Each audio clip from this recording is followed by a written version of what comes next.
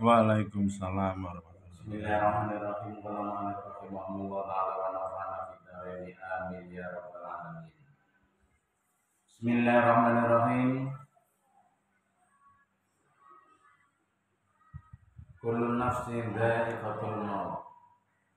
Kullu nafsin utawi awa-awaan iku dha'iqatul maut bakal nicipi mati. Al mautu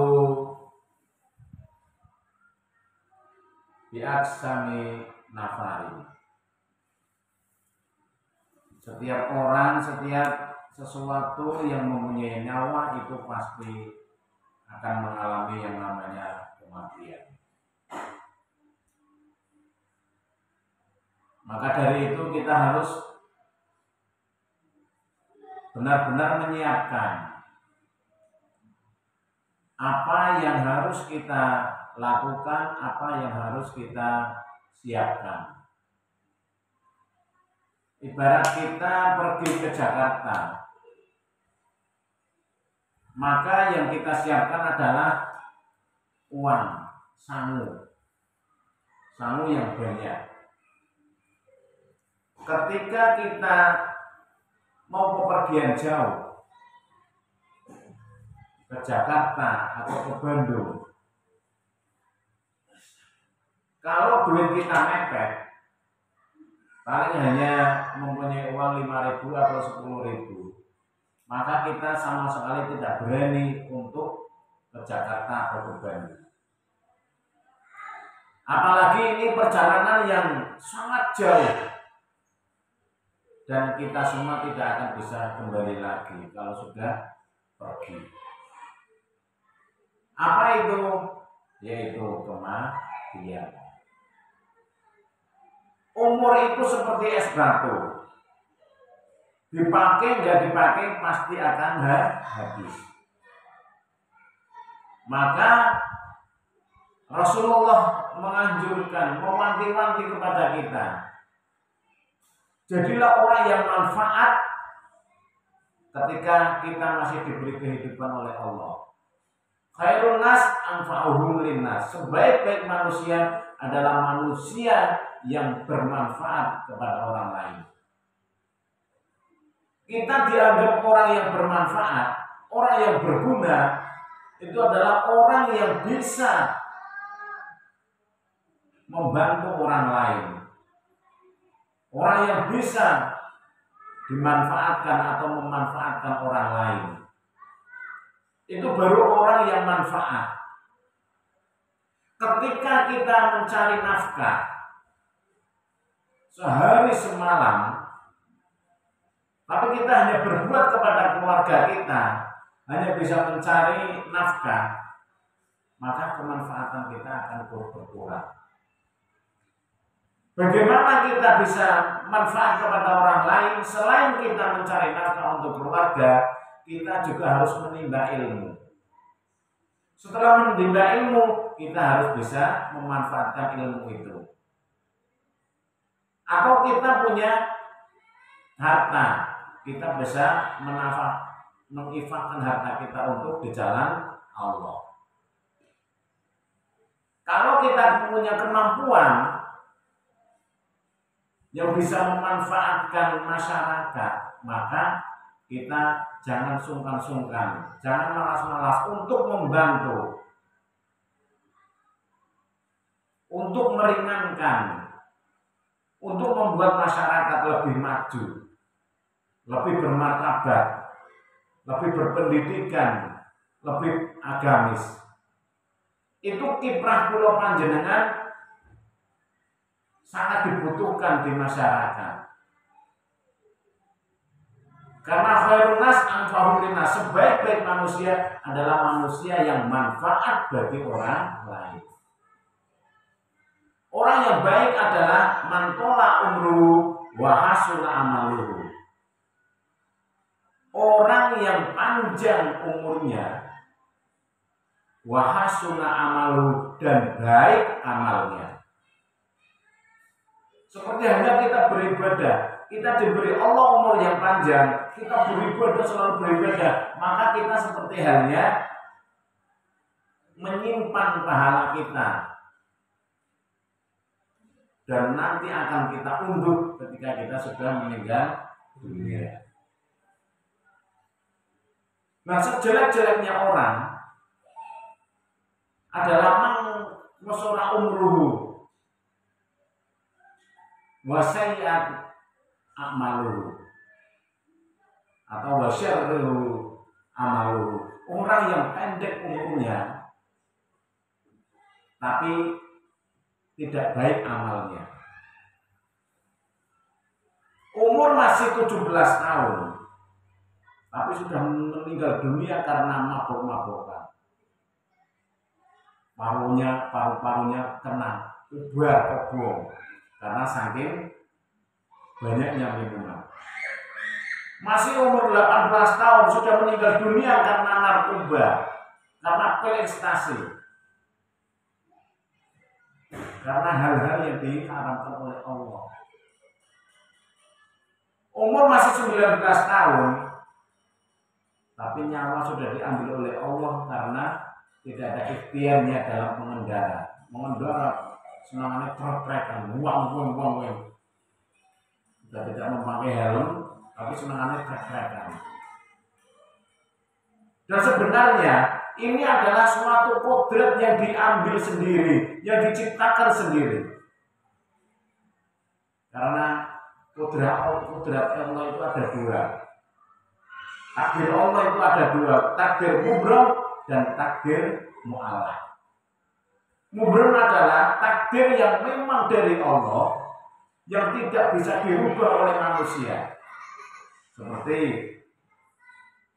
Allah menciptakan lanang karo wadon. Nek mamang jedene Gusti Allah lanang, ya lanang tok. Ora iso kok dirubah dadi wedok, enggak bisa. Kalau kok bisa dirubah pasti itu namanya merubah takdir Allah dan dosa besar. Potongannya cendek, ya itu memang takdir mubroh dari Allah. Cendek ya wis cendek, dhuwur ya dhuwur. Itu namanya takdir Allah yang tidak bisa dirubah. Tapi takdir mu'alaf adalah takdir yang bisa dirubah, seperti rezeki, umur kita, bodoh dan pintar, itu namanya takdir yang bisa diikhtiari dan bisa dirubah. Innallaha la yughayyiru ma biqaumin hatta yughayyiru ma bi anfusihim. Allah tidak akan merubah suatu kaum kalau kaum itu tidak mau merubah dirinya sendiri. Pengen syukur, pengen beli mobil, aku kerjanya males loh. Nah itu berarti pengen tapi ikhtiarnya kurang. Aku pengen sugih tapi kok sekolah kok males ya. Tapi rata-rata wong sing sugih itu wong sing duwe ilmu, gitu. Wong sing sekolah dulu. Pak ada Pak tanggal saya mbak sekolah blas tapi sugih niku jenenge bejo. Itu pun pasti ikhtiar, bisa dur-es, dikumpul-kumpulake duwite, terus nanti gawe pabrik es yang gede, terus anak gue kata, ini pun namanya ikhtiar.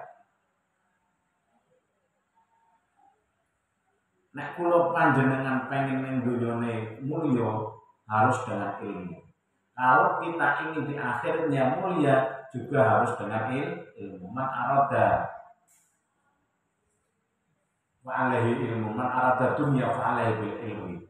Orang yang menghendaki kebahagiaan dunia harus dengan ilmu, harus tahu ilmunya. Wah aku pengen jadi bos mandor, cepat sugih, itu pun pasti ada ilmunya. Kalau pengen jadi bos bakso berarti harus tahu ilmunya bagaimana cara membuat bakso yang enak, bisa murah, bisa enak, akhirnya yang pelanggannya kuat. Itu pun harus dengan ilmu. Aku pengen jadi medal sing kondang. Kita harus bisa membuat lemari, kursi dan lain sebagainya. Aku pengen duwe showroom mobil, kita pun harus bisa nyetir, harus bisa merawat mobil, harus tahu cara penjualan mobil. Kalau mobil 1 juta didol 80 juta, teko rugi gitu.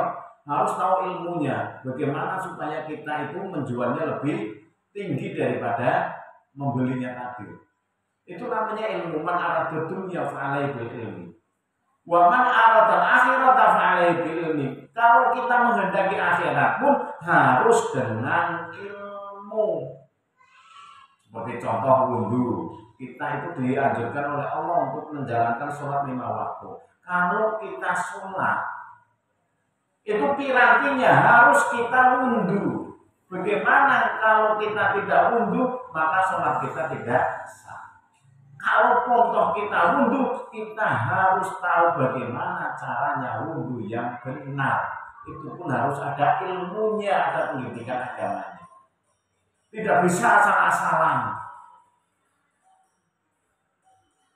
Kalau kita asal-asalan, kita capek, tapi kita ibadahnya akan ditolak oleh Allah. Wa aminimam bi ilmihi la ya'malu a'maluhu madudatun la tuqbalu.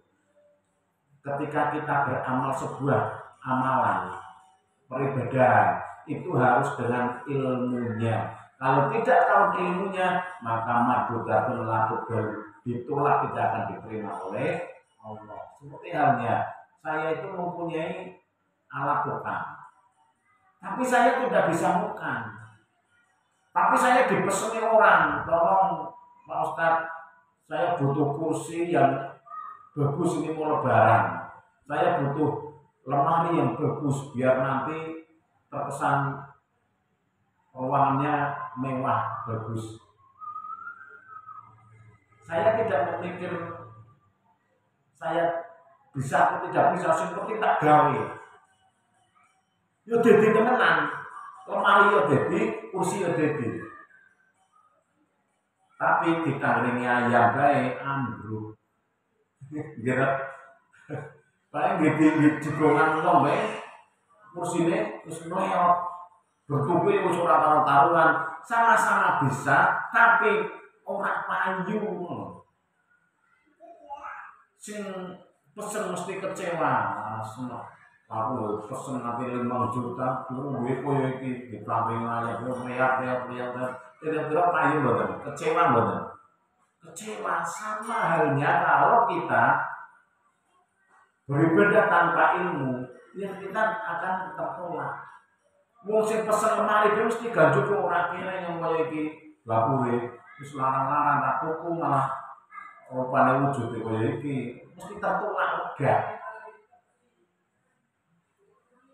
Maka dari itu, orang yang ingin bahagia di dunia harus dengan ilmu, orang yang ingin bahagia di akhirat juga harus dengan ilmu. Wa man aradahu fa'alaihi bil ilmi. Kalau kita ingin bahagia dunia dan akhirat, maka kita juga harus dengan ilmu dunia dan ilmu agama.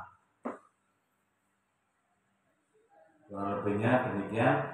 Mohon maaf atas segala kekurangan. Wassalamualaikum warahmatullahi wabarakatuh. Waalaikumsalam.